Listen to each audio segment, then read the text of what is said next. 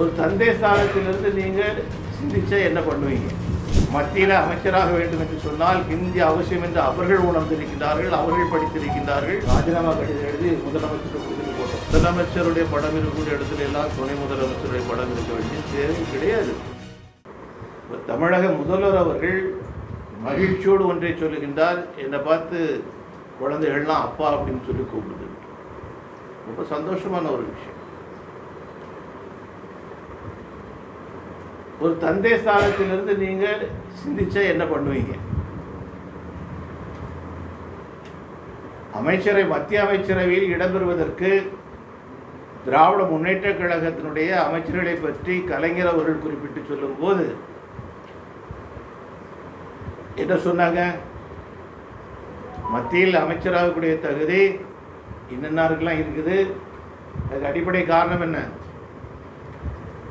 சொல்லுங்க. எனக்கு மறந்து போச்சு. இல்லை, எனக்கு மறந்து போச்சு.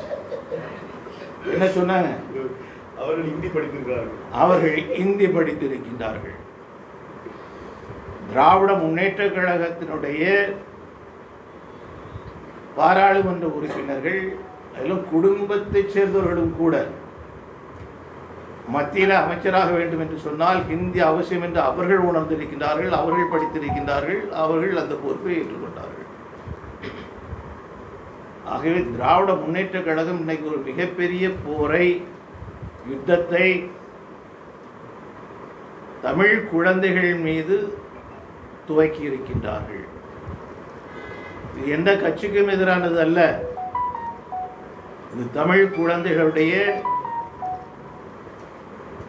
எதிர்காலத்தின் மீது துவக்கப்பட்டிருக்கக்கூடிய யுத்தம் என்று சொல்லி நான் கருதுகின்றேன். ஏற்கனவே சொன்னது போல அரசு பள்ளிக்கூடங்கள் மூடப்பட்டு கொண்டிருக்கின்றன, தனியார் பள்ளிக்கூடங்கள் துவக்கப்பட்டு கொண்டிருக்கின்றார்கள். தனியார் பள்ளிக்கூடத்தில் ஏன்டா இந்த சப்ஜெக்டை நீ வச்சிருக்க, நீங்கள் ஏன் இதை சொல்லிக் கொடுக்குற அப்படின்னு சொன்னால் அதில் இருக்குது, நாங்கள் சொல்லிக் கொடுக்குறோம். என்ன பதில்? என்ன பதில்? தமிழ் மொழி தான் சிறந்த மொழி, இந்தியாவிலே சிறந்த மொழின்னு பாரத பிரதமர் உட்பட எல்லாரும் சொல்லிட்டு சார், இந்தியாவிலே இல்ல உலகத்திலே. அப்ப ஆட்சி மொழியாட்டு தமிழ் மொழியை அறிவிக்கிறதுல என்ன தயக்கம் இருக்கு உங்களுக்கு? இந்தியும் இங்கிலீஷும் மட்டும் தான் இந்தியாவில் ஆட்சி மொழி சொல்றீங்க, தமிழை வந்து அறிவிச்சிட வேண்டியதானே? ஒரு தமிழனுடைய மொழி எனக்கு அது ஒரு விருப்பம் இருக்குது, அது நடக்க ஒரு காலத்தில், கவலைப்படாது.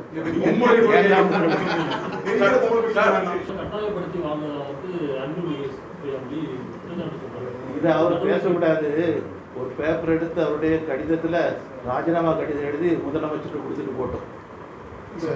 மும்மொழி கொள்கை அவர் ஒரு அமைச்சருங்க, ஒரு அமைச்சர். அவர் இந்த வார்த்தை அவர் பேசலாமா?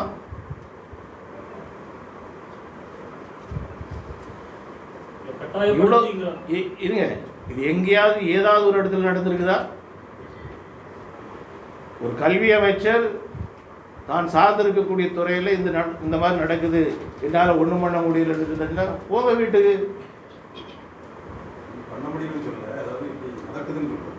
நடக்குதுன்னு சொல்ல உங்களால் பண்ண முடியலன்னு நீங்க அதை சொல்றீங்க.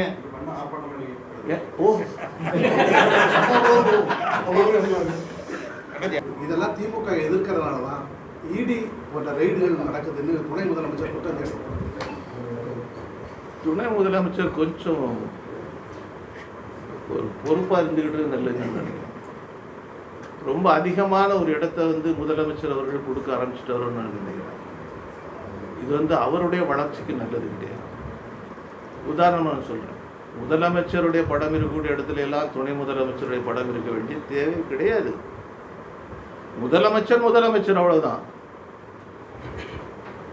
இதுபோன்ற செய்திகளை மேலும் தெரிந்து கொள்ள எங்களது யூடியூப், ஃபேஸ்புக் மற்றும் ட்விட்டர் ஆப்களை சப்ஸ்கிரைப் செய்யவும்.